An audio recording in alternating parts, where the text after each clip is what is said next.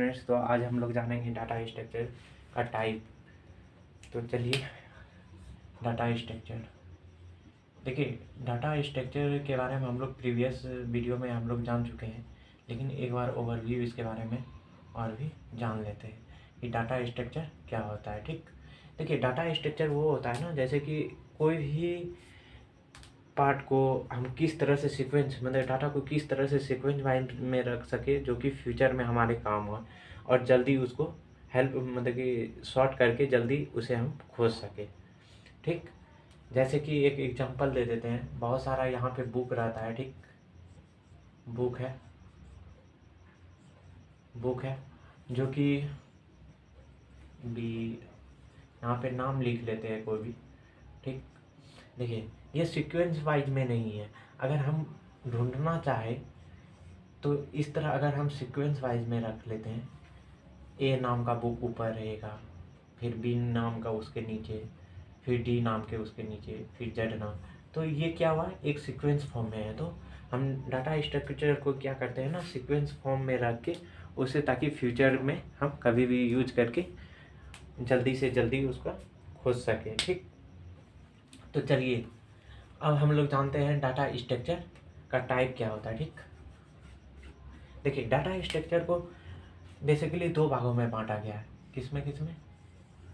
Primitive data type, ठीक, और non primitive data type. Primitive data structure, non primitive data structure.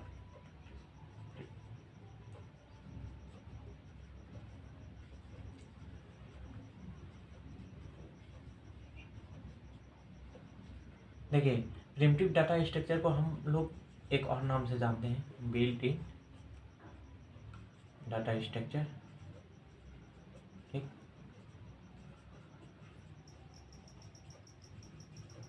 और non primitive data type को एक और नाम क्या है, user defined data structure. Data structure, ठीक, यहाँ पे देखिए, प्रिमिटिव डाटा स्ट्रक्चर ऐसा डाटा स्ट्रक्चर, मतलब कि प्रिमिटिव डाटा स्ट्रक्चर क्या होता है उसके बारे में हम लोग जानते हैं। प्रिमिटिव डाटा स्ट्रक्चर जो कि पहले से बनाया हुआ रहता है। ठीक, जैसे कि हम लोग एग्जांपल देके समझते हैं, इंट, मतलब ऐसा डाटा टाइप जो कि पहले से ऑलरेडी बना हुआ है। ठीक, और जैसे कि इंट, कैरेक्टर, कैर, फ्लोट, ये सब क्या है, एक डाटा टाइप है। और ये जैसे कि इंटीजर कीवर्ड हुआ, इंटीजर, इंट को किस तरह लगते हैं, इंटीजर, जो कि 0 से 9 तक हम लोग लिख सकते हैं। कैर का मतलब हो गया कैरेक्टर, जैसे ABCD। ठीक, जेड से हम लोग लिख सकते हैं। फ्लॉट हो गया जो पॉइंट डेसिमल पॉइंट में हो जाता है, जैसे 2.5। और फिर इंटीजर, इसमें पॉइंटर आ गया।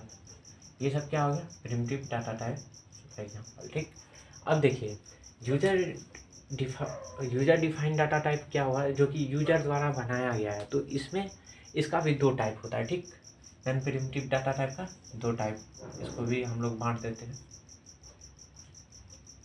पहला हो गया लीनियर, दूसरा नॉन लीनियर। ठीक, नॉन लीनियर। अब लीनियर को भी दो भागों में बांटा गया है। इसमें स्टैटिक और दूसरा डायनेमिक। अब देखिए, नॉन लीनियर को फिर दो भागों में हम लोग बांट लेते हैं। ठीक, पहला हो गया ट्री, दूसरा ग्राफ। ठीक, अब स्टैटिक में हमारा क्या आ जाता है, जैसे कि एरे। ठीक, और डायनामिक में stack, Q, link list, stack, Q, link list,